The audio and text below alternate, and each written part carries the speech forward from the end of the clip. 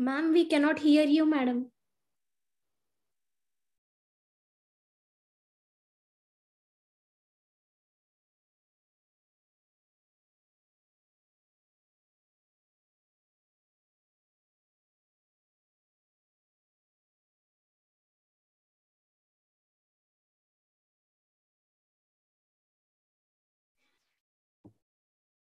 Now, can you hear me? Yes, ma'am. Yes, ma'am. Okay. Yes, ma'am. Good.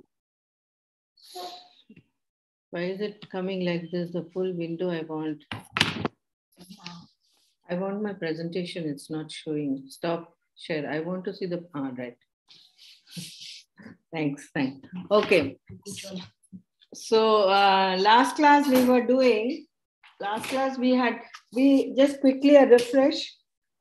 We have to switch on the light, Ashika. Quickly a refresh. In block 1, we had completed Introduction to Psychology and Social Perception, right? Unit 1 we completed. Yes, ma'am. Introduction to Social Psychology. Then Attribution is Unit 2 we completed. Then Impression Formation and Impression Management also we completed, which is Unit 3. Now coming to block 2, which is Unit 4, we have completed Socialization, right? Yes, ma'am. Yes, and Unit 5, we have completed Social Cognition. Today we would be doing Unit 6, which is Interpersonal Attraction, right? So, can you see my screen? Yes, ma'am. Cool. Yes, ma'am. Yeah. So, in this interpersonal attraction, can anyone, Bhumika, can you please tell me what do you understand by interpersonal attraction? Or if you can give me an example. Bhumika or Pujita, Rubina, anyone. You can unmute and you can tell me. It is attraction between people, I think so, ma'am. Yes. Means interaction we have between people. Right. So interpersonal, the word itself says that between two people, right?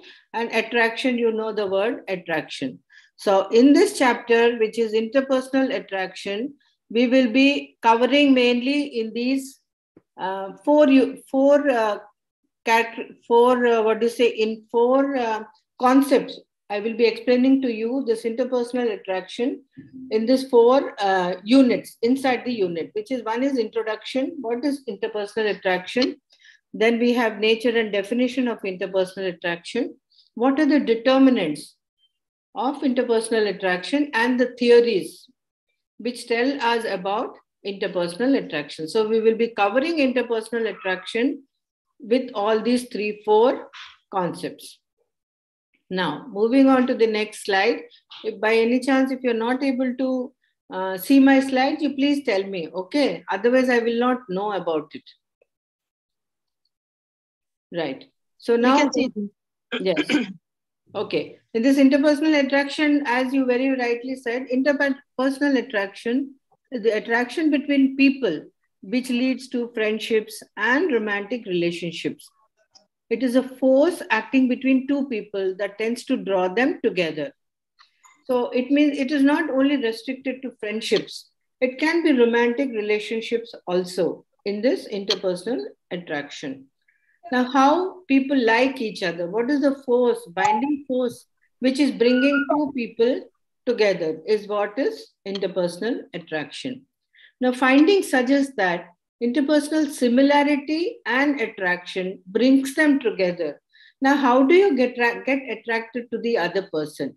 It could be similarity. Suppose you go to college, and when you are in college, you find some other friend who is interested in the same interest as you have.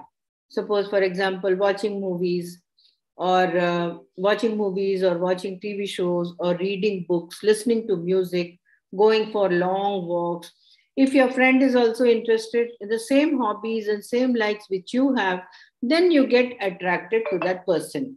And then you start discussing about your common hobbies, right? So now coming next is people are attracted to others who are similar to them in demographics. Demographics means location. Now you're in the same location, same place. So you get attracted. You come onto the road, you meet somebody someone else who's your neighbor, or who's in the same colony, staying in the same colony, same demographic location, and then you get attracted. Similarity, you have similar things to discuss. And physical appearance, it could be physical appearance, it could be attitudes. You know what attitudes are, right? Last units we had discussed about what attitudes are. Then interpersonal style, social and cultural backgrounds, personality, interests and activities, preferences and communication and social skills. These are all the elements which similar, if you have similar with the other person, there are chances that you get attracted to the other person. What is the nature? What is the nature of interpersonal attraction? Now, interpersonal attraction refers to a fondness. Fondness means liking for another person. Both personal characteristics and environment play a role in interpersonal attraction. Personal characteristics and environment. In environment, all those things come up, right? If it is the same environment, you go to the sports club, you go to gym, then you meet someone. So in the gym, exercising environment is there. So like that, both personal. So what is the nature? What is the nature of interpersonal attraction is that refers to fondness for another person. Both personal characteristics and environment play a role in interpersonal attraction. A major determinant of attraction is physical proximity. Physical proximity is closer together. You keep meeting every day. Now, when you come to colleges or when you go somewhere, you keep meeting, that is physical proximity, then attraction also increases. You tend to be attracted.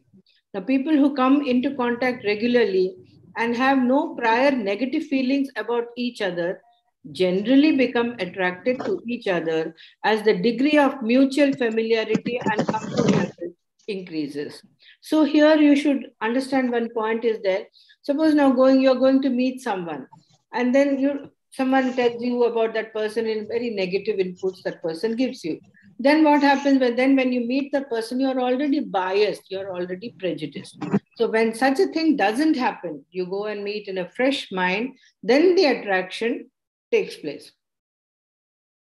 Now, generally, people are generally drawn to each other when they perceive similarities with each other. The more attitudes and opinions two people share, the greater the probability that they will like each other. Right? If you just look back when you're going to college or something, see, invariably you feel that you get attracted to few members of the college, and then you start sharing your food, sharing your lunch, and discussing and all, talking, sitting and talking. You don't do this with everyone, right? You do only with these only few people. And those few people, what happens is you're sharing a similar ideas, similar opinions, and your likes, all this, they play a role. And you get attracted. Now, determinants. Now, what are the determinants of interpersonal attraction? Determinants means what are the constituent parts of interpersonal attraction?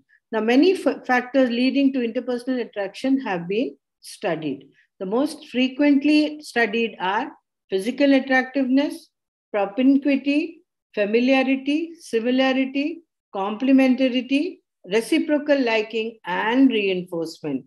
Now, these are all the terms which you may have come across.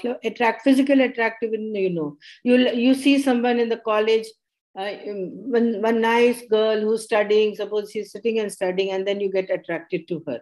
So similarly, familiarity. And do you understand what the meaning of propinquity? One second, I'll tell you the meaning of propinquity. Propinquity means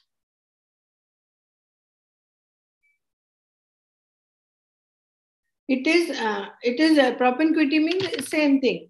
Closeness, a state of being close to any person is called propinquity. So these are the leading determinants of interpersonal attraction: attractiveness, familiarity, similarity, complementarity. Complementary means you complement each other. You're similar in your thinking, so you complement each other. Reciprocal liking and reinforcement. Can you tell me what reinforcement means? Anyone? Pujita, Sabaha, Ahmed. What do you understand by reinforcement? Do you have any idea?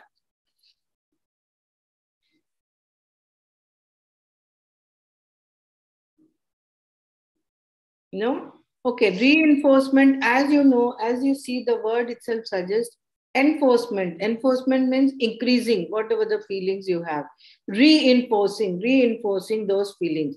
That means that when you start interacting with a friend of yours in college, and you feel that by interacting with her, you are learning so much and you're understanding so much, you feel nice with interacting with that kind of a person, then it gets reinforced and you try to become more friendly with her. Once you feel that the inputs you get is that it is helping you, interacting or being friendly with that person is helping you, it gives you a positive energy, and then you try to, it becomes more and more. You try to be more friendly, you try to meet her more often.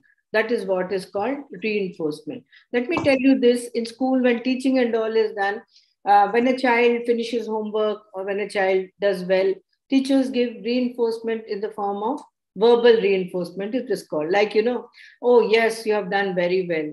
Oh, good, you have finished your homework. So these are all reinforcement. What happens with these verbal reinforcement?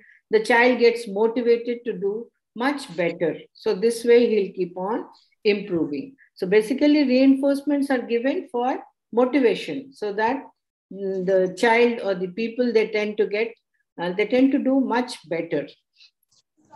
So now coming to determinants. Determinants can be broadly categorized into two. What are the two? They are external determinants and internal determinants. Can anyone tell me what is external and what is internal? Please. Any of you, whatever you know. Internal means Mm. the things which will gives you the meaning. That is internal. Yes. External means which is from outside. It will get from other side. Right. Through the environment, from the environment, situation. Yes. Right? Good. Yes. Well done. So that is what there are two. Basically, there are two determinants. One is external and one is internal. As you very rightly said, external is it connected to the situation, connected to the environment. And the internal is which is within you. That is internal determinant. Now, external determinants of interpersonal attraction. Now, what is the external determinants? It is that propinquity and effect and proximity. Proximity means closeness with the other person, closeness with the group, closeness with the physical closeness with the other person is called proximity. Now, according to Roland Miller's intimate relationships text, the propinquity, proximity, effect can be defined as the more we see and interact with a person, the more likely he or she is to become a friend or intimate partner. Have you all understood this sentence? Yes, ma'am. Okay, good. So this effect is very similar to the mere exposure effect, in that the more a person is exposed to stimulus, the more the person likes it. However, there are a few exceptions to a mere exposure effect. Now, there is one more concept in this which we are trying to understand, that is exposure effect. Same, exposure effect means the situation, the environment to which you are being exposed. What does that have effect on you, on your internal understanding, on your internal behavior?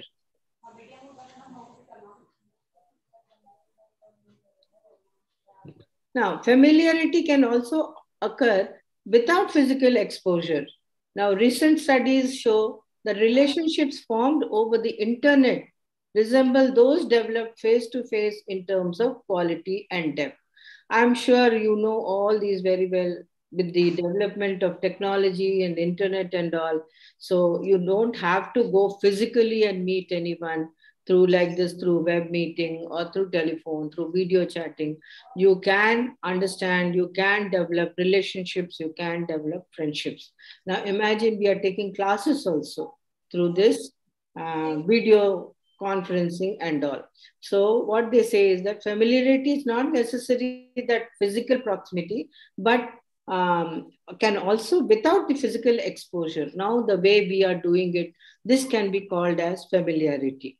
Now, recent studies show that relationships formed over the internet resembles those developed face to face in terms of quality and depth. So, in terms of quality and depth of the relationships, these face to face or physical proximity and this internet, they are almost on par. They resemble. Sorry? Sorry? Have you all said anything?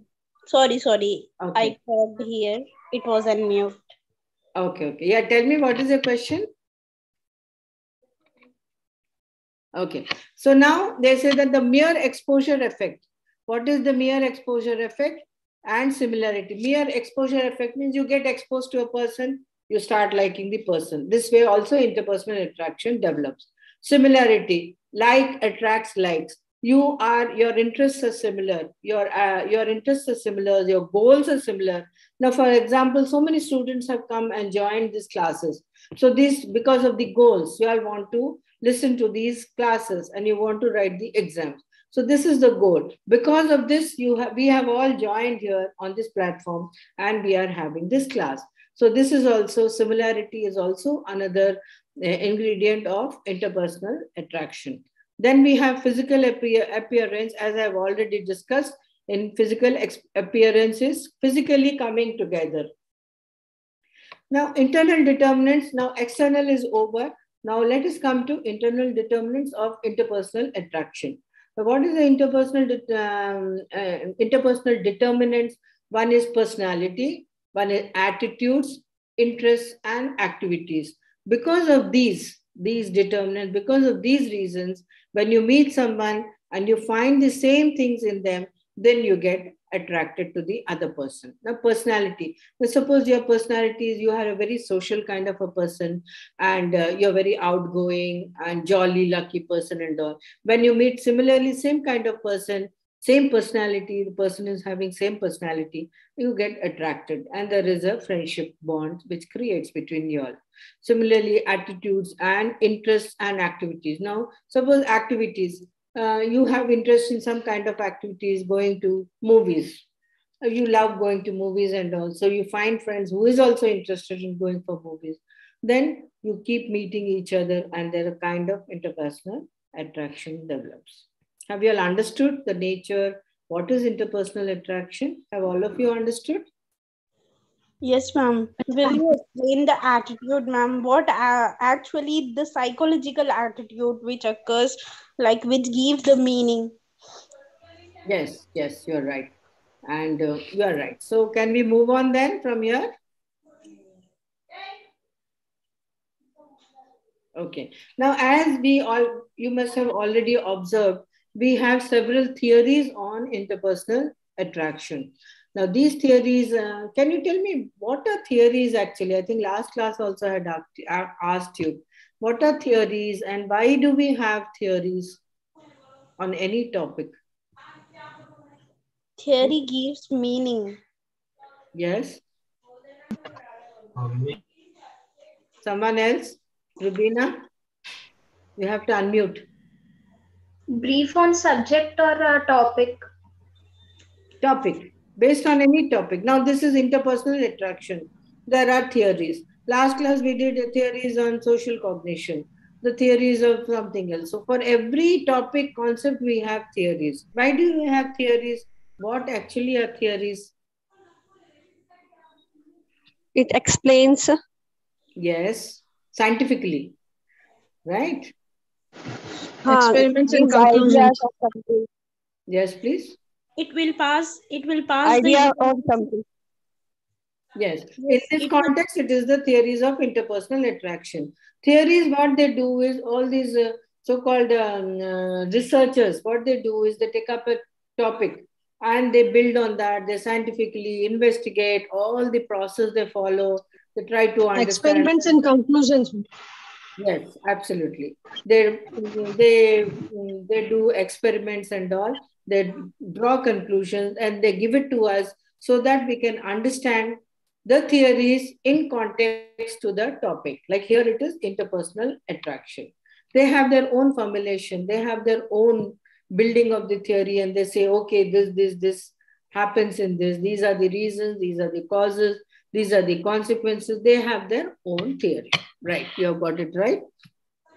So now let us come back to this interpersonal attraction theories. There are several theories in interpersonal attraction, which like theories like balance theory. One is called balance theories. Please remember that these theories are little important when you're writing the paper. If at least you can explain to the examiner, that is, if you explain just the concept and give a few examples, it will do. You will have the possibility of getting good marks. Okay, so these theories explain the causes of interpersonal attraction. Ma'am, like as of now, you said that balance theory is important. If we will give some of example, so it will be, you can carry a good marks. So Yes. like that only when we are reading another topics as well. So can you please tell us which is important so that we can take and we can refer it very good? Yes, definitely. I will tell you afterwards. So in balance, as in any theory, whichever is important also we can discuss. Apart from that, this also I can tell you, I can give you some tips, is you just understand each theory so that, you know, by chance if you get out some other question, some other theory, at least you'll be able to write it, right? So that It is also will be. to get out of syllabus, ma'am? No, not out of syllabus, in the syllabus only. But now what happens is sometimes we think, okay, these theories may be very important. But sometimes what happens, they do not give important theories. They pick up some other theory which we think it is not important, and they give it the question paper. Okay, like that. Yeah, that also happens sometimes. But anyway, we'll take care of that so that, you know, at least you know that theory. It may not be as detailed way, but at least basics, so that you can write and form your own thing. Okay. Yes. So now we have this basically balance theory, social exchange theory, social comparison theory. Yes, ma'am. Yeah. So now we will go into little detail. Balance theory. What do you understand by balance theory? It is one of the cognitive consistency theories. Balance itself shows that it is a cognitive process, right? Cognitive means thinking process. So consistency theory, it is known as balance theory, is known as cognitive consistency theory. In 1958, Heder proposed, Heder is the person who propagated this balance theory. And please remember, in theories, if you just write the name like balance theory by Heder, this itself has a very good weightage. So wherever you need to, you should understand. And one more thing is, I'll just give you some tips later on. You can make a table kind of thing like balance theory. Who is the researcher? Who is the social psychologist who has done that name like Heder?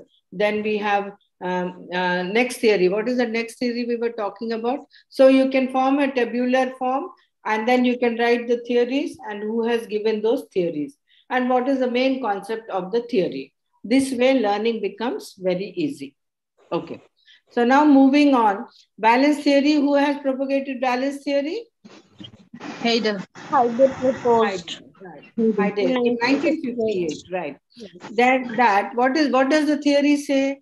It says that in order to understand interpersonal attraction, it is necessary to focus on the individual's perception of a relationship rather than the objective realities. So simple.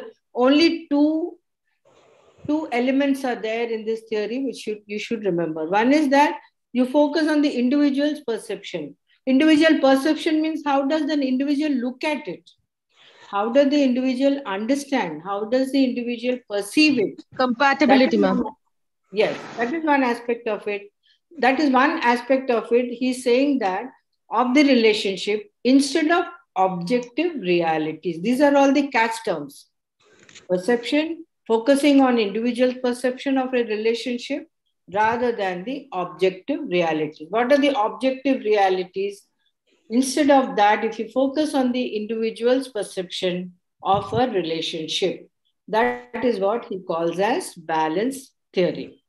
Now, this is called the balance theory, which suggests that there are a number of reasons why individuals become attracted to one another. According to Haider, friendship choices involve each individual's quest for consistency between feelings of attraction towards others and personal beliefs, attitudes, and values. Again, there are two compartments. One is that the feelings of attraction towards others and the personal beliefs, attitudes, and values.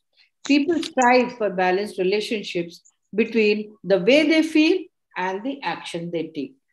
So Haider says that people always have a balance in both the things. One is the people strive to balance the relationship between how they feel and the action they take. Is it clear? Any doubts in this? No, ma'am. So this is about balance theory. Next theory is, let us look into the next theory, which is called social exchange theory. As the name suggests, social means interaction. Exchange means one to the other, vice versa. So this is called social exchange theory. Now let us see what it says, social exchange theory. Who has given us the social exchange theory? Humans. Yes. Humans in 1951. Right, you're right. So Homans in 1951 proposes that certain characteristics are valued among different groups. Valued aspects may vary between groups, and individuals who epitomizes the valued characteristics for a particular group become valued by its members. Now, people associated with those individuals are also associated with their values. Have you all understood this? Okay, I'll explain it. I'll elaborate. Once again. Yeah, the theory proposes, what does the theory say? The theory says that during the interpersonal interactions, a system of costs and benefits is in operation. Now, costs and benefits mean, now suppose you meet a person in the college. Now you have started developing an interpersonal attraction. But when you develop the interpersonal attraction, how do you perceive this relationship? What will I get? Suppose I'm friendly with this person. Can we study together? Can we have some benefits? Can I have some benefits from this person? What cost do I have? Do I have to travel a long distance to study with this person? So all this analysis is done. So this is called that he says that the theory proposes that during interpersonal interactions, a system of cause and benefits is in operation. Is in operation means we are already started thinking about costs and benefits. What do we derive the benefits? What benefits do we derive once I develop friendship with this person? Benefits may be intrinsically rewarding, such as love or social approval, or they may be extrinsic. Extrinsic means external. Right? So these benefits operate to encourage individuals to continue to supply benefits and thus perpetuate the relationship. Perpetuating means continuing the relationship. So what does Homan says about social exchange theory? Exchange. What can I get from that person? What will be the cost to get from that person? This is what, in simple terms, it means. Now, Homans in 1951 theorizes that individuals expect the benefits of a relationship to be proportional to their cost. Proportional means if I give this much of money or if I give this much of time, what benefit, what will I get? So is it proportional to the benefit I get or is it not? This is how a person thinks. And that the more the individual invests in a relationship, the greater his or her profits will be. Is it clear about social exchange theory concept? Yes. Okay.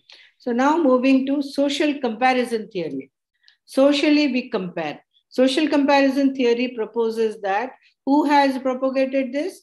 Festinger in 1954. This is his theory. Who propagated it? Schlesinger in 1954. Right. He was the person who came up with social comparison theory.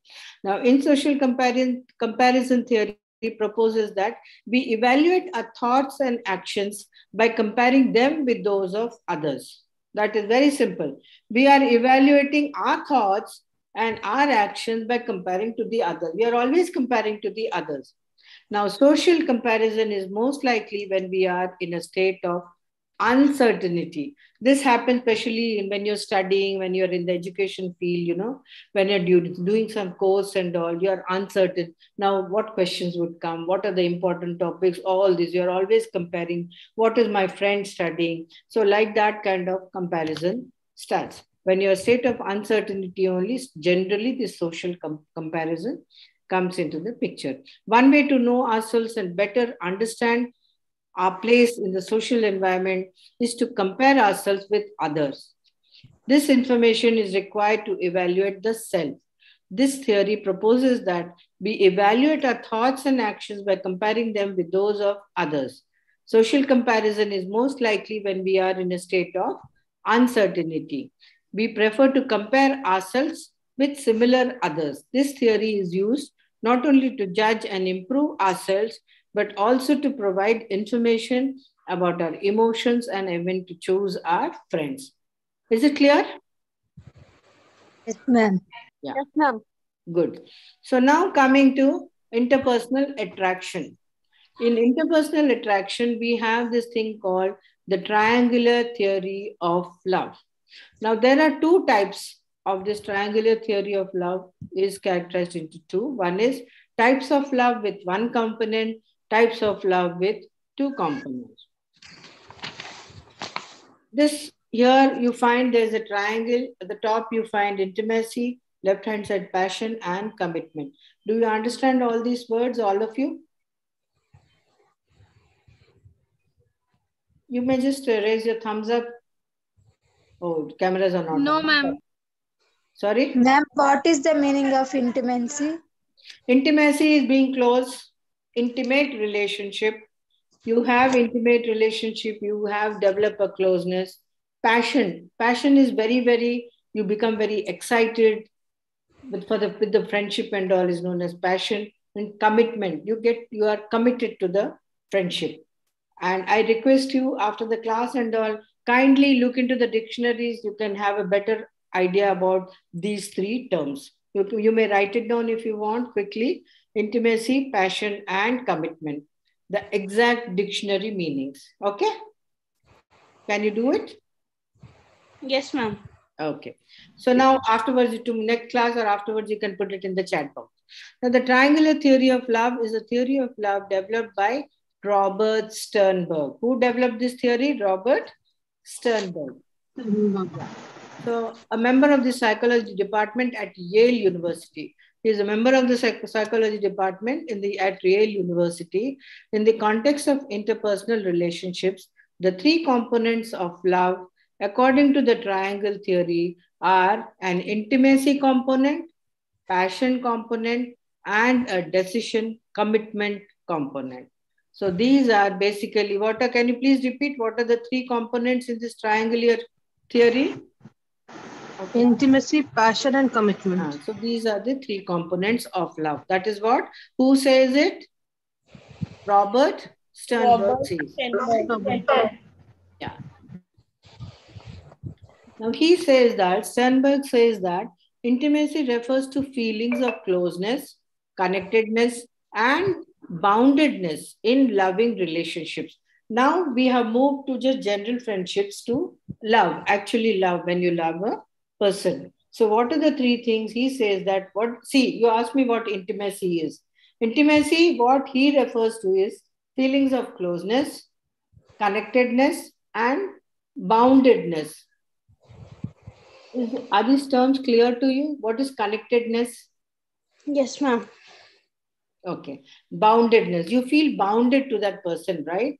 You cannot move away from him. You feel bounded. You help that person helps you. So all these come under boundedness in loving relationships. Passion. Now, what is passion? We have finished explaining what is intimacy. Now coming to passion. Passion refers to the drives that lead to romance, physical attraction, sexual consummation, and related phenomena in loving relationships.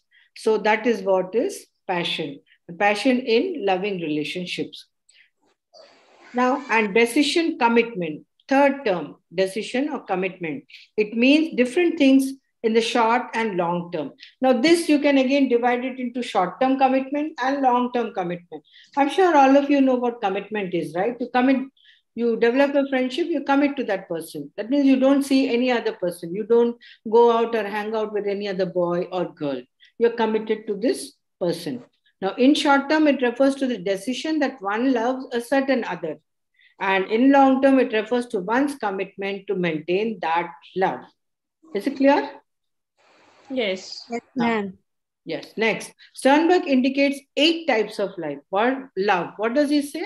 Sternberg identifies 8 types of love, which can be described as different combinations of these 3 elements. What are these 3 elements? In the previous slide I showed intimacy, passion, and commitment. Right. So he says these 8 types of love, which he'll be describing now, are connected to these 3 elements in the triangle. Now he says that types of love, as you remember, he said there are 2 kinds. One is with 1 component and one is with 2 components. Now let us look into types of love with 1 component. Now 1 component is, first picture a triangle. Intimacy is considered the component at the top point of the triangle, while passion and commitment make up the side point. Also represented at each of these points are the types of love that only have 1 component. Liking is at the top point of the triangle because it involves only intimacy.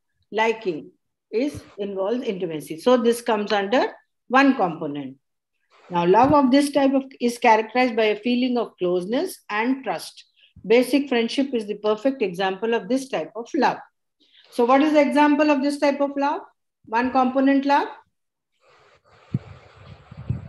Like Friendship. your Basic friendship. Yeah. Basic friendship is an example.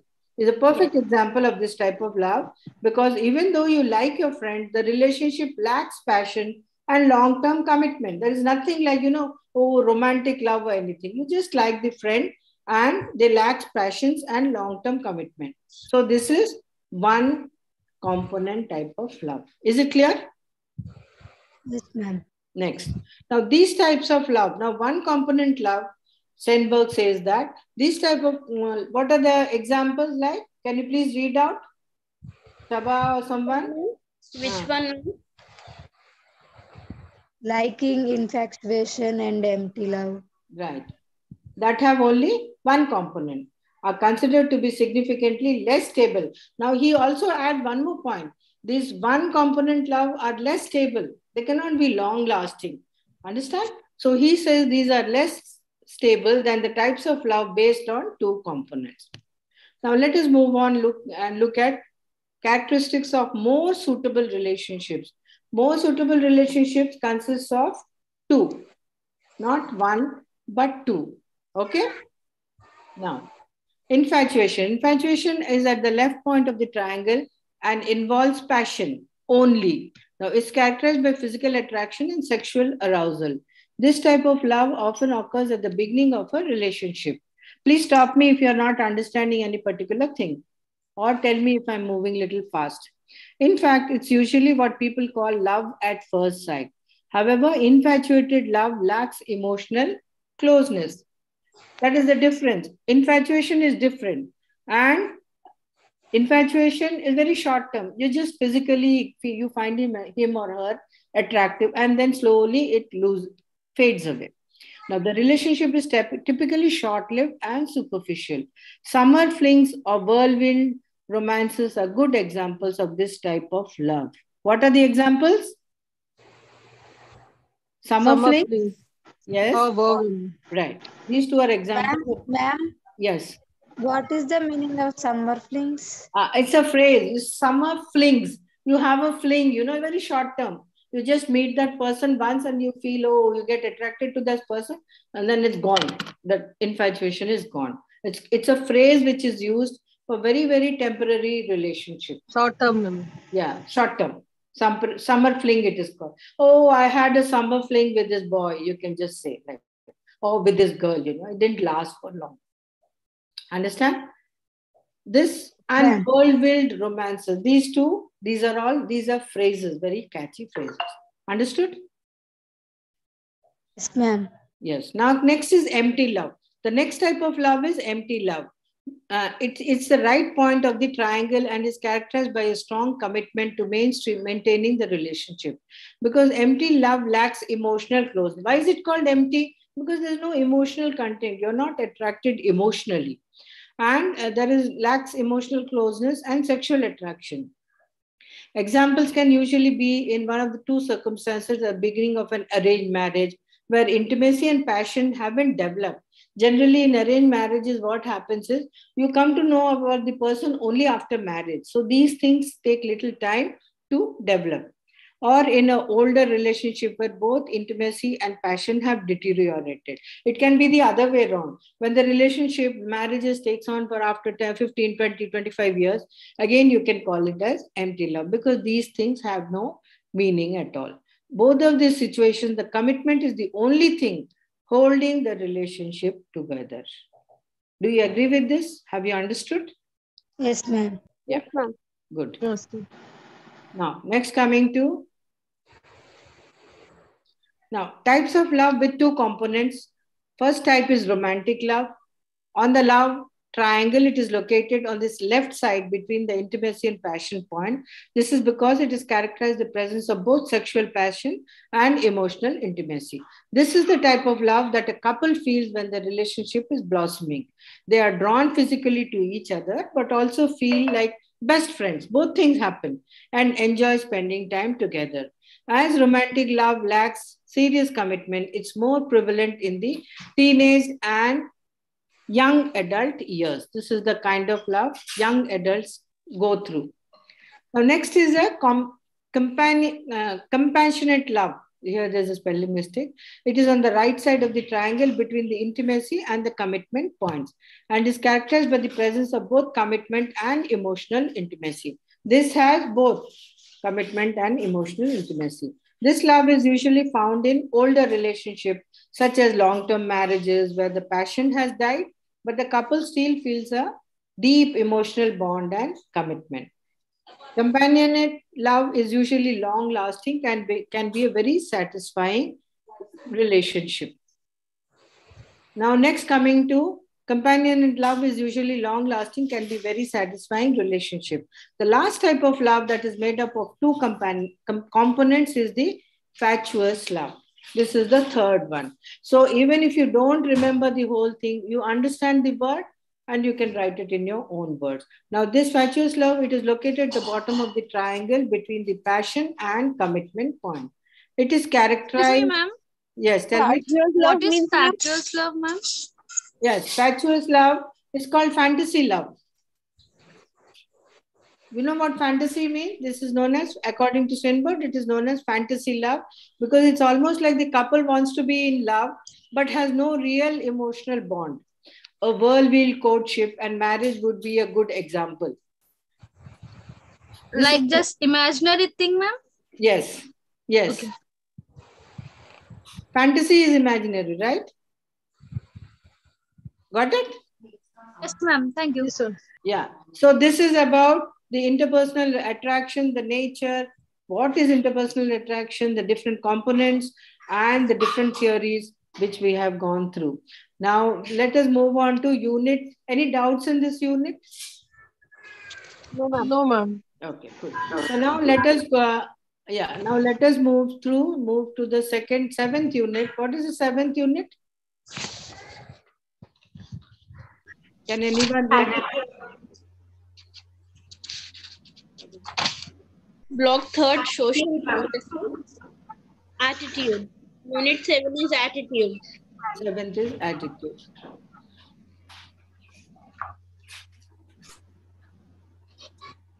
This is block 3. This is the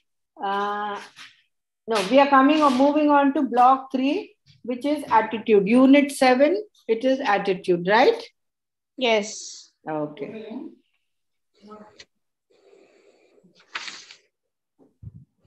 I need to share. Okay. I'll just share this slide. This is the one. Can you all see the slides? Yes. Yes. So, welcome to block 3, social processes. I'm sorry. Welcome to block 3, social processes. The block 3 is known as social processes. In this, we will be understanding what attitudes are from social perspective. The introduction to attitudes, what are the different attitudes we will be describing. This block includes the following units. We have unit 7, 8, and 9. Am I right? Yes. Yes. So in this block 3, we have 3 units, namely attitudes, which is unit 7, theories of attitudes, unit 8, and then prejudice, unit 9. So we will be completing as far as possible. If it's okay with you all, can you all sit for half an hour or so more? Is it possible? Yes, ma'am. Sure. Yes, ma'am. Yeah, good. So then we can just pull on till 6 o'clock if it's okay for you. Okay. Now let's first take up the unit 7, which is attitudes. Now attitudes is a very, very common word, right? अरे वो बहुत attitude दिखा रहा है. We always use that. He's showing his attitude. Means what? He's very snobbish. He talks in a very, very snobbish way. You know what snobbish is? Foolish? No, snobbish means talking Rudely. very high. Sorry? Rudely. Yeah, talking very high of oneself, showing off. Oh, I have this much. I have these many cars. I have this much wealth, or I go there, I go abroad, and all that is showing off and snobbishness. That is also one kind of attitude, right? Okay. So now in this attitude, again, these have been subdivided into unit attitudes. We will be looking into all these. One is introduction, definition, nature, and components of attitude. Attitude formations. How are attitudes formed? How do attitudes develop? And next is attitudes change. How can we change our attitudes? And the last but not the least is measurement of attitudes. How are attitudes measured? So we will be exploring into all these concepts. Now, attitudes. Alport observed that attitudes are most useful and an important concept in social psychology. You should understand this. Attitudes holds a very, very important role in social psychology. And Alport is a very, very well-known psychologist. I'm sure you must have heard about him, read about him in your books, right? Okay. Now tell me one thing. Is this the first time you have been introduced to psychology in 3rd semester? No, ma'am. From first time only we are having psychology subject. Who are having in 3rd sem, they will be having first sem as well. Okay, good. So it's not totally new, right? Yes. Okay. So is there anyone for whom this is totally new? Psychology subject is totally new? Is there anyone in our group? Okay, you can let me know. The reason I'm asking you is, if anyone is totally new, then maybe I can explain to those people differently in a different way. Okay, so now let's move on. The study of attitude dominated social psychology research for decades, and it is still centrally important today. Every person has an attitude towards every object, person, topic, concept, institution, political party, etc. We have our attitude, and towards anything or everything, anything and everything, we have an attitude. Opinion. Basically, attitude also means opinion. The person's attitude influences the way in which he or she perceives and responds to a situation. Now, basically, whatever attitude you have, we have within us, that helps us. In fact, that influences us to see whatever we see, to perceive whatever we perceive. Got it? Now, attitudes give some consistency to our thinking about the social objects as well as towards them. People also tend to act consistently as a result of these consistent beliefs and feelings. Attitudes give us some consistency. So because of that, we tend to think in a certain way. We tend to hold some beliefs in a certain way. Our attitudes are primarily derived from the social influences. Now, how do we how do we get this attitude? From social influences. Now, society, what does society involve? The families, the society we live in, the culture, the schools, organizations, workplaces, all these are belong to society, social institutions. All these are social institutions. And our attitudes are in turn influenced by all these institutions. From birth, human beings are exposed to social institutions. What are social institutions? Can anyone tell me quickly? School, Colleges. colleges. School, college. Right. Yes. Okay. Now, from birth, human beings are exposed to social institutions which constitute his environment and the home, which is being the primary social unit. Which is the primary social unit? The home, the family. Right. Right. Has a great influence on the formation of attitude. Now, what it's being said is that on any individual, the family happens to have a very, very great influence on the formation of the attitude of the child. What is your first reaction towards the following? Now, terrorism. What do you think about terrorism? Quickly, someone tell me. Terrorism. Violence. Violence. It's bad. Not good for society. Right? All these come up. Now, premarital sex. Demonetization. Linking Aadhaar. So many nowadays, so many, what do you say, malpractices are being happening with Aadhaar. So people are scared to link their Aadhaar cards, right, to their bank accounts, to other forms of institutes. Do you agree with me? Yes, yes, ma'am. They're scared to link their Aadhaar because they Yes. feel that we cannot trust all these. That is Yes. what again. So that is what our attitude is. Now, reactions that you give to the above words are termed as attitude. Now, attitudes have been considered as the cornerstone in the edifice of modern social psychology because the subject of attitudes pervades throughout the field.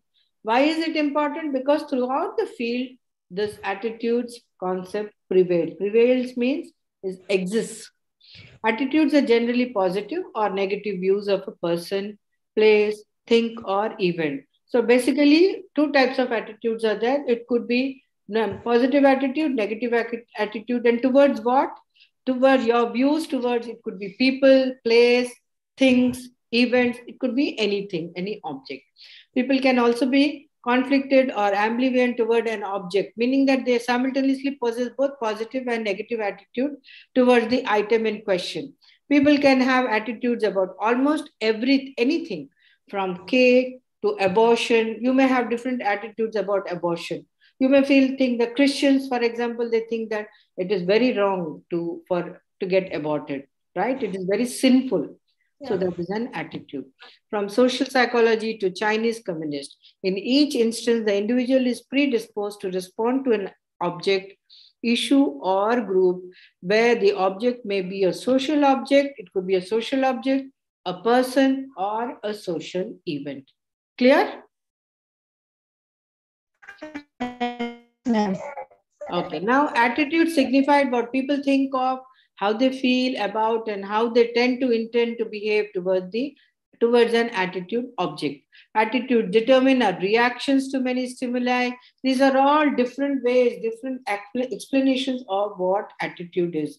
If you understand this, you can write it in your own words, what you understand by attitude. We develop favorable attitudes toward those objects which we perceive will facilitate success, and unfavorable attitudes toward those which we perceive will hinder success. This is very simple, right? You feel that, okay, these are favoring my success. You have a favorable attitude. You feel that, no, these are obstructing my success. You have an unfavorable attitude. Besides developing such positive and negative effects towards correspondingly balanced objects, we also adopt the attitudes of peers, authority figures, etc., to conform or feel accepted. To feel accepted, again, you develop different kinds of attitudes. Now, social processes. In this, You have, therefore, this person now attitude. In this attitude, this person tries to make the attitude and action consistent. See, only having attitude doesn't stop there. The attitude percolates and it comes out as action, right? Now, suppose consistency, now it has to move into action. Now, person tries to make the attitude, and these two should be consistent. Now, suppose I say you have an attitude that smoking is not good for your health, but you are smoking. You know you are not able to stop. Now, this what is this consistent to your attitude? What you're thinking? What you're doing? No.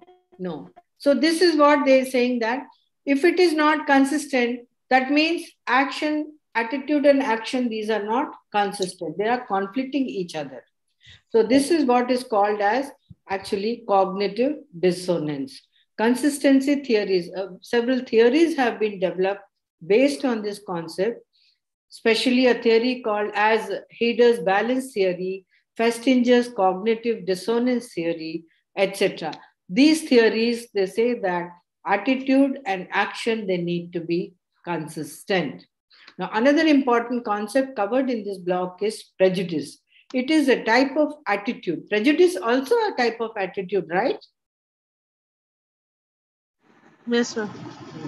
So prejudice is a negative judgment or opinion formed about a group without knowledge of facts.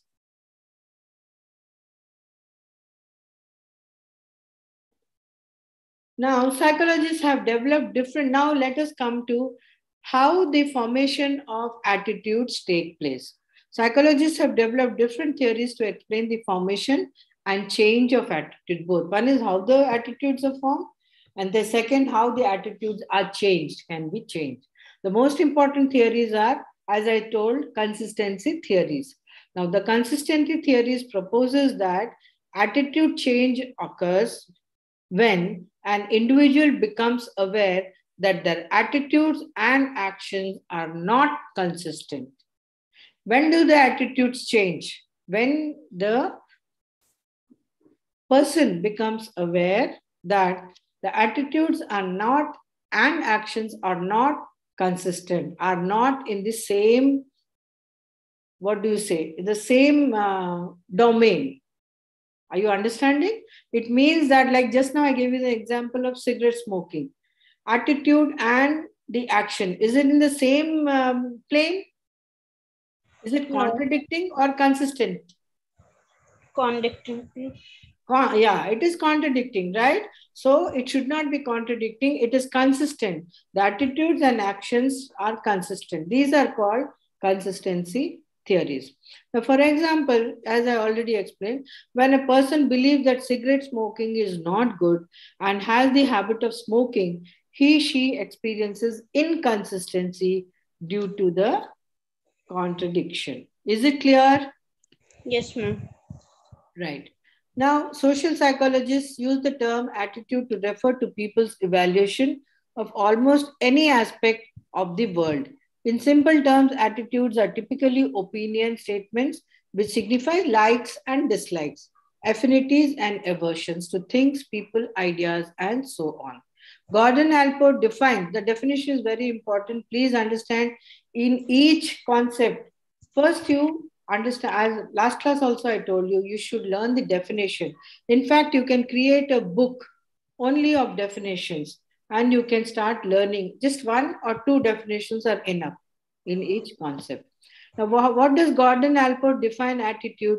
As a mental or neutral state of readiness organized through experience, exerting a directive influence upon the individual's response to all objects and situations with which it is related.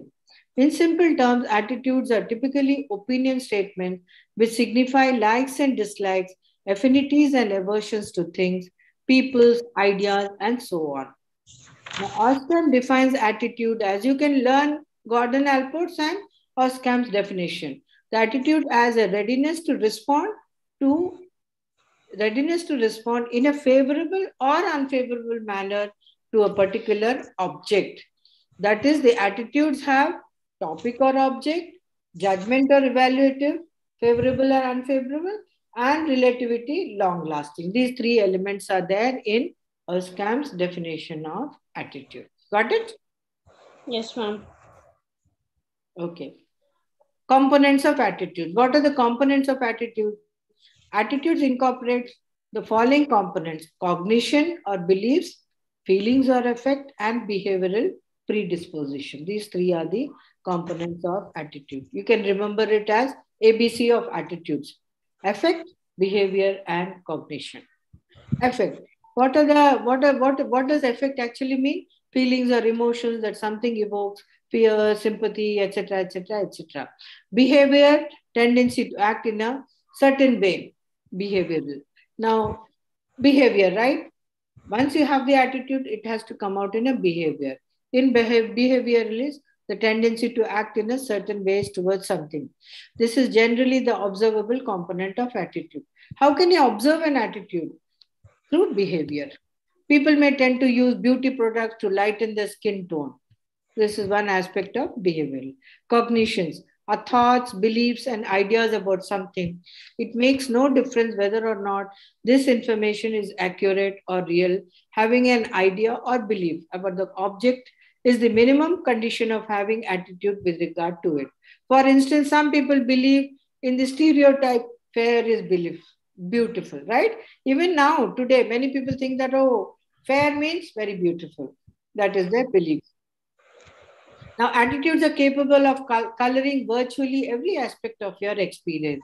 And although the feeling and belief components of an attitude may be internal to a person, we can view a person's attitude from his or her resulting behavior. Behavior is the outcome of the attitude. Have you all understood this? Okay, good. Now, attitude formation. Let us move fast. Attitude. How do attitudes develop? How do you feel about domestic abusers? People who color their hair. Do you like child labor? What do you think about child labor? These are all attitudes. Now, how do these views come? How do these views come into your head? Now, following are some of the ways through which attitudes are formed. They are known as classical conditioning, instrumental conditioning, and observational learning. Can anyone read out what are the few ways in which attitudes are formed? The first process uses a basic principle of psychology, the evoking of an attitude by the association of an unconditioned stimulus with a neural or conditional stimulus. When a stimulus that is capable of producing a positive response, that unconditioned stimulus regularly precedes a second stimulus, the conditioned stimulus, the first becomes a signal for the second. Right. So I think I have to explain on this. The first is what are the three ways our attitudes are formed? Classical conditioning. Can you read? Mental conditioning, observational learning. And instrumental conditioning. Yes. Right. So these three are there. Now let us move on to the classical conditioning. Now, what is it he's trying to say in classical conditioning? He says that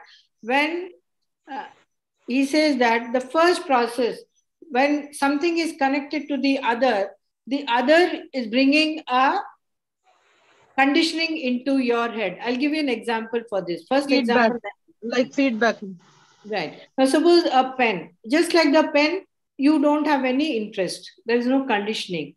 Now suppose you take the pen, you start writing the exam, and then you get good marks. Then what is the conditioning? If you write with this pen, you will get good marks. That is known as classical conditioning. So I'll just quickly, can anyone quickly read? For instance, a college student may not show any emotional response to a new pen that he or she purchased. However, it is happened that each time he or she wrote his or her exam using this particular pen, he or she scored extremely well. This led him to associate happiness with that pen. This process, known as classical conditioning, has important implication implication for attitudes formation and is used by advertisers to create positive attitudes towards their products. Attitude formation through instrumental conditioning. Instrumental conditioning is another basic form of learning in which responses. Yeah. So that is what is classical conditioning. And you know who has brought into this classical conditioning? Who is the theorist? Who proposed this theory? Okay. He is known as Ivan Pavlov, behaviorist. IVAN, Ivan Pavlov. He propagated this conditioning theory. He is known as, believed to be the father of classical conditioning. Okay? So he is a very important name. You just remember him. So that is what about classical conditioning. Ivan Pavlov, IVANPAVLOV. Attitude formation through instrumental conditioning. The other theory is through instrumental conditioning. Instrumental conditioning is another basic form of learning in which responses that lead to positive rewarding outcomes, or that is instrumental in avoiding negative aversive outcomes, are strengthened. That is, this is an instrumental to some positive outcome. For example, student studying regularly gets high marks, okay, wins a prize and is appreciated by his parents for his high marks. He develops a positive attitude towards studying regularly. Now, with regards to attitude, consider what comes to mind when you hear the word drugs. Bad. It is not correct, right? Oh, that's wrong. So this is again different example. No, in the first example, instrumental learning is that this boy who is getting good marks and he wins a prize and all, the prizes and all are instrumental to his doing well and keeping on doing well. Got it? So this is because most children have been repeatedly praised or rewarded by parents or other members of the society for expressing their views. That is why at home also, when a child does something, you should praise. You should praise means you should not flatter unnecessarily. There's a difference between appreciating, praising, and flattering. Flattering is false. It is not correct. But praising and appreciating is in a positive connotation. When you praise the child for the good work he does, then the child will get more encouraged and will keep doing more and more better. Okay? Now, attitudes that are followed by positive outcomes tend to be strengthened and are likely to be repeated. So the outcome, when the child gets positive outcomes, praise coming from parents, from uncles, grandparents and all, the outcome, it tends to strengthen the child's behavior to do more and more better repeatedly. So whereas attitudes that are followed by negative outcomes are weakened, so the likelihood, that is why we say, suppose a child is not, you need to correct the child. Suppose the child has dropped food and is picking up and eating. You need to correct the child. So the child, what you will do is, as soon as the child does it, you will correct it. You will say, no, don't do it, with a firm voice. So this, what happens, you keep on saying, no, don't do it. And that the child, what the child does it, the outcome, the child understands that, and the likelihood of recurring, of happening more and more again and again becomes less. So this is positive reinforcement, and this is again stopping the child from doing negative things. For instance, suppose you post a Facebook status about your views on feminism and receive many likes for the status. You are most likely to post future statuses, right? You get encouraged. Oh, I'm getting so much of responses and all. So you will increase, you will do more. Suppose on the same issue, conversely, contrarily, if you do not receive any likes, or you're criticized, then what will you do? You will stop using it, right? You'll stop putting the views. Understood? Yes. Okay. Yeah. Now, attitude formation through observational learning. 2 are over. What are the 2 we learned? Classical conditioning and instrumental. Instrumental conditioning. Right. So now the third one is observational learning. How attitude formation take place through observational learning. A third means by which attitudes are formed can operate even when direct rewards for acquiring or expressing those attitudes are absent. Even when the rewards are not there, even then learning can take place. Attitudes can form. How? This process is known as observational learning. This occurs when individuals acquire attitudes or behavior simply by observing others. Now, observing others, you observe in the families, you observe your parents. Oh, by doing this, things are becoming better. You try to observe and learn. So you form that attitude, the result oriented attitude. You feel, okay, someone is doing this. You see someone doing something and that person is happy and getting good results. You think, okay, chalo, let me also do it. Or attitude formation. So these kind of things. Now,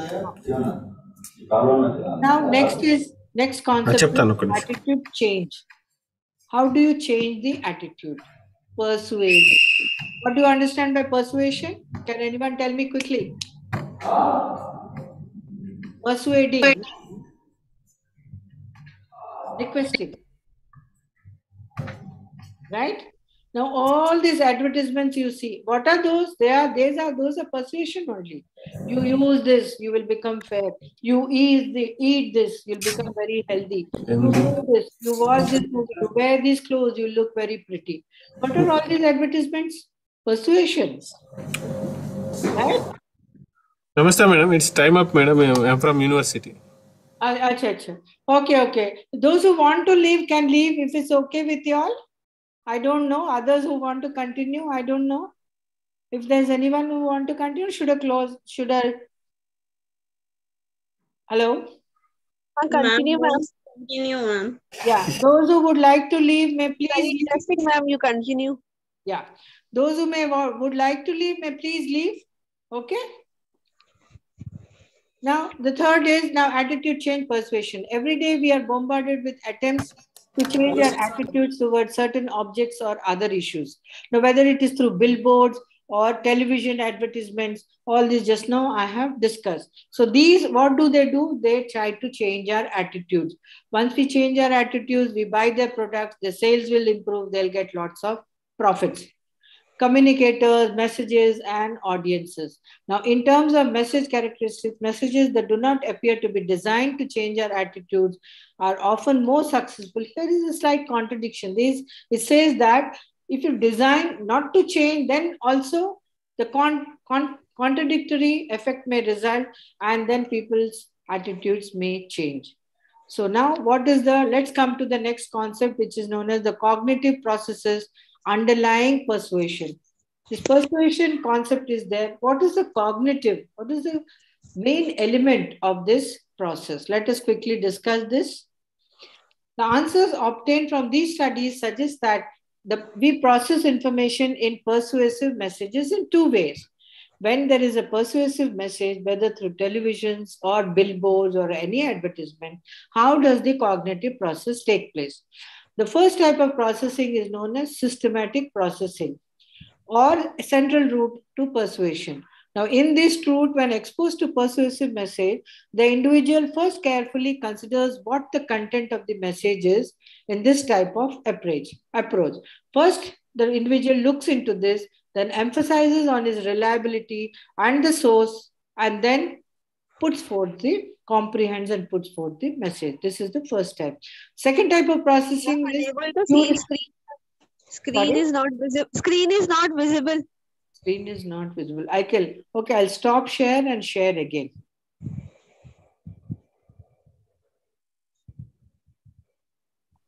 Now? Yes, now it's visible, ma'am. Thank you. Good. Please tell me. Okay. So now the second type of processing is heuristic processing. It is known as, there are two types of cognitive processing which happens in the people perceivers when this when this change. Cognitive processes underlining the persuasion. What are the two cognitive processes? One is systematic processing and the other one is heuristic processing. In this heuristic processing or the peripheral route to persuasion, in this route what happens, the individual make use of the simple rules of thumb or mental shortcuts to arrive for a decision. Finds, oh, this is good, this is what is happening. Quickly the mental processes take place and then a decision is taken. Now, attitude, measurement. Coming to next, we have this measurement of attitudes. Now, how do we measure attitudes? Actually, it is very difficult to measure attitudes, but even then, there are certain methods we use to measure attitudes. Now, people have likes and dislikes and have them in varying degrees. But why study and measure them? What is the need to measure them? Attitudes are action tendencies, and such they can facilitate or hinder action at all levels. The individual level, why do we have to need to study? Why do we have to measure? To understand, we have to measure. And why do we have to understand? Because these attitudes sometimes they hinder our progress.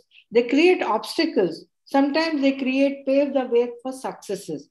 To understand this, we need to measure our attitudes.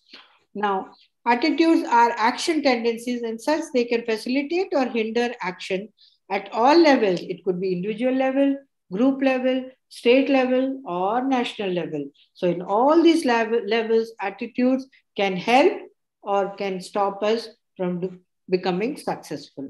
Some ways to measure attitudes include directly asking a respondent to state. There are different ways how you measure attitude. Now we have come to different ways or different methods.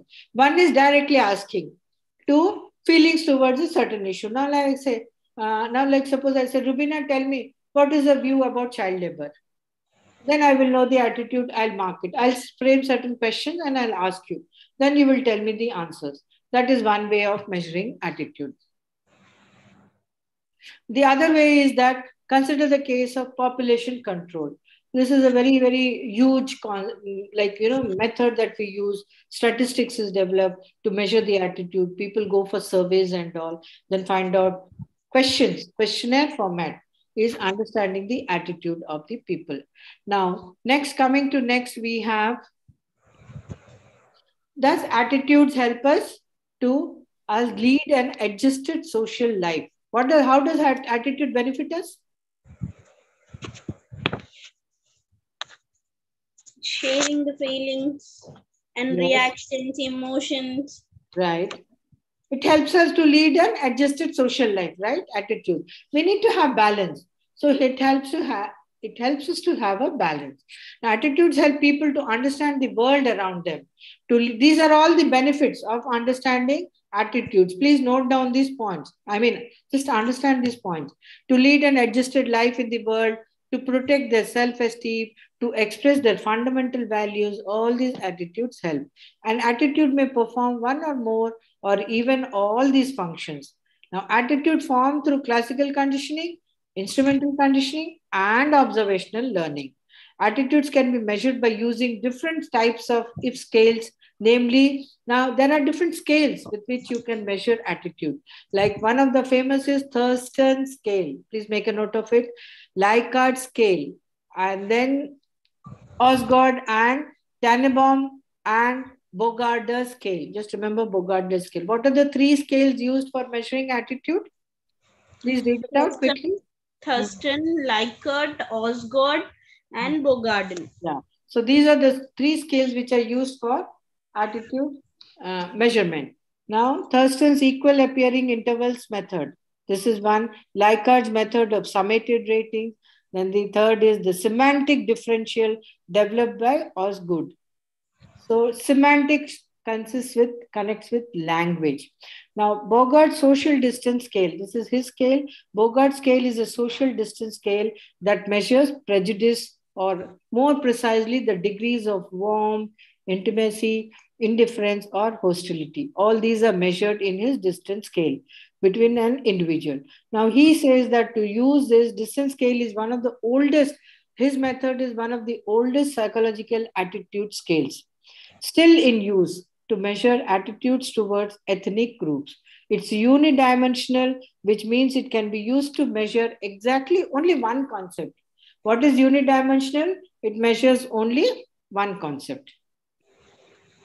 Semantic differential theory. This is again another measurement which says that this has been developed by Osgood, Suski, and Tannenbaum. These three people have developed this. Can be used to measure attitudes from the meaning. Semantic meaning or psychological significance, which people give to a word or concept that is related to an attitude object.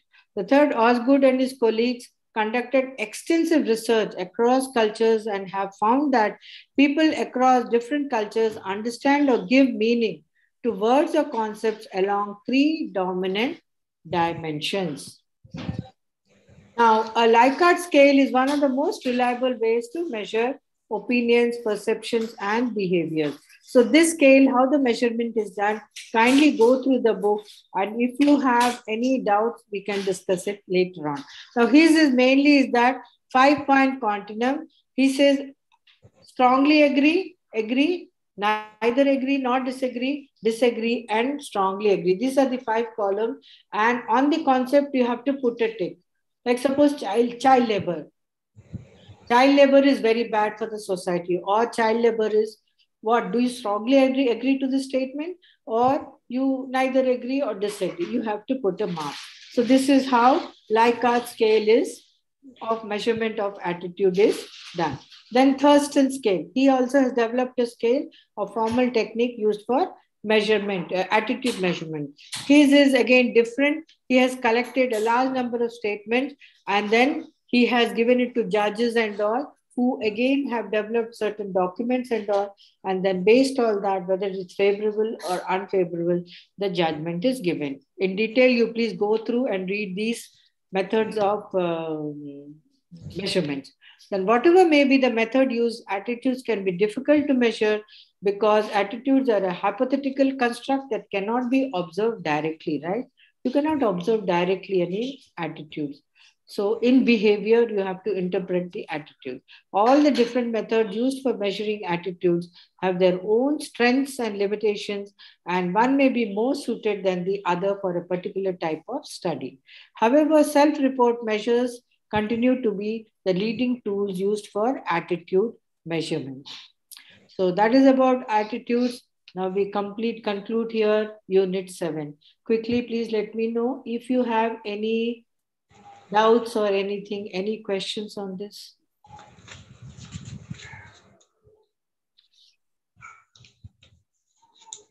No?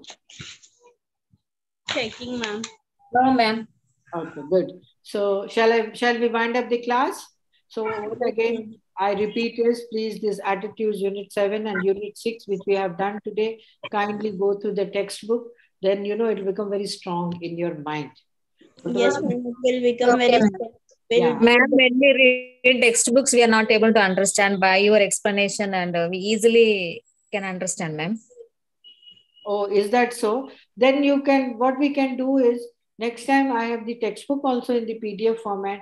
You read the whole unit. Wherever you are not understanding, you underline it. Then we can discuss only those parts. Is it okay that way? Yes, ma'am, it is okay. But the thing is, we want from first unit to last up to the whole we have completed important question and important topics so that we can refer that very easily. Yeah. We can do that once we complete all the portion, all the units. I think there are 12 units, right? No. I'm getting scared by the university that don't know when they will stop the classes. Oh, okay. No. Then shall we do that? Okay. Let us plan how to do it. So since I'm taking 1.5 hours. What we can do is next unit only. I'm taking only 2 PPTs, right? 2 units I'm taking. What we can do is we can take only 1 unit and then the remaining we can just use it for this kind of a discussion. Yes, because don't know when they will stop the classes. Actually, we was not knowing about that we are having classes, but they kept don't know when they will stop. So that's why we are asking about importance. So if we will get the importance, so we will be ready for the exams. Right. And when are the exams? Any idea? No, ma'am. We are not having any type of idea. Okay. No problem. Then I'll do one thing. Then let us start from Unit 1 while we are continuing with Unit 7, 8, 9.